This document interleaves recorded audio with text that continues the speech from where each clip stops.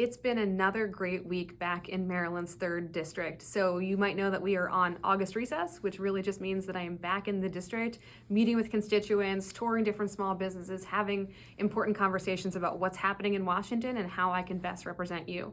We started the week at the Elkridge Senior Center in Howard County and had a great discussion with a group of folks about Social Security and food security. A lot of our neighbors are going hungry, particularly our seniors, and we're going to better coordinate with those 50 plus centers to make sure that we are supporting our constituents. From there, I drove down to Jessup to the Baltimore Aircoil Company, which is, I didn't know, one of the world's leaders in air cooling systems, but also an employee-owned company, which is really exciting. And they're doing some great and innovative stuff around sustainability that I cannot wait to share more about.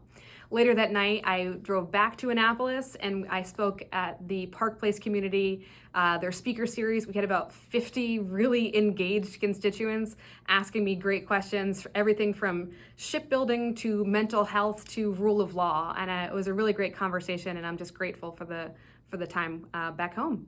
Later in the week, we hosted a labor roundtable with 25 labor organizations, everything from our teachers unions, firefighters, shipbuilding, the building trades, all to talk about really what's happening in Washington right now, and not just threats to, but attacks on collective bargaining rights, federal funding for education, on and on. I'm so appreciative. I come from a labor household, and I'm so appreciative to the AFL-CIO for hosting us in the morning.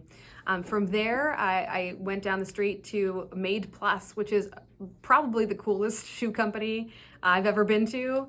They are not just American-made shoes, but Annapolis-made shoes made from recycled materials, and they have really cool designs, everything from the Maryland flag, which you'll see, to partnering with the Naval Academy. So just a really great small business here in Annapolis, and we had a really important conversation around the impacts of tariffs on U.S. manufacturing.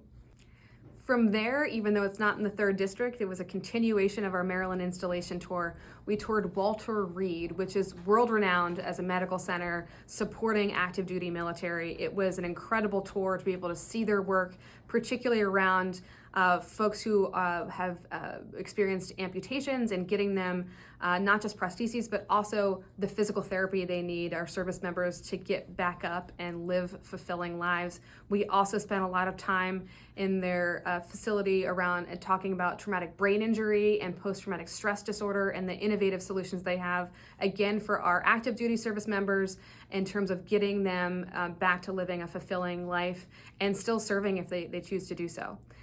Really exciting news. The newly minted Meade High School opened this week, and I was so excited to be there for the ribbon cutting. Now, this is a unique partnership between Anne Arundel County Public Schools and the Department of Defense, because Meade High School serves so many active duty military families, and I was able to be there and provide thanks and congratulations to the Meade Mustangs, the educators, the students who have gone through a lot of construction to get this new project. And I was so glad to hear that my mentor, Barbara Mikulski, was the champion of that federal funding 14 years ago. That's how long it's taken to get to today. But it was a really exciting grand opening, and congratulations, Mustangs.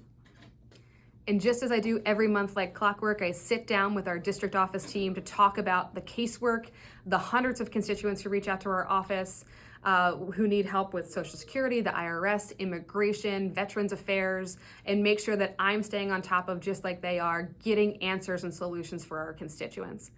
After that, I sat down with a few reporters to talk about our blue catfish bill that is working its way through Congress, even though we're on recess. So stay tuned in the news for more on the MAWS Act. And even though it's not in the 3rd District or even in Maryland, I went down to the Pentagon for a meeting of the Board of Visitors for the United States Naval Academy, on which I serve, with Secretary Pete Hegseth. Another busy week in the district. We just have a few weeks left before we head back to Washington in September. But again, it's the privilege of my life to represent you in the Congress, and I hope to see you around the district soon.